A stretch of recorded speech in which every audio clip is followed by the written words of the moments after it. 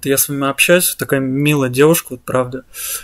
Спасибо. Как вы думаете, вот почему людей из вашей профессии не любят кандидаты?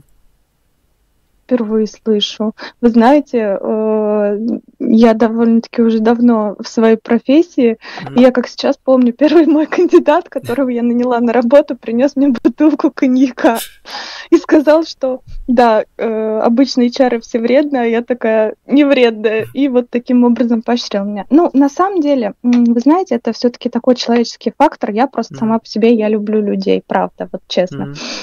И, наверное, даже иногда я бываю как-то больше на стороне кандидатов, нежели на стороне своей компании.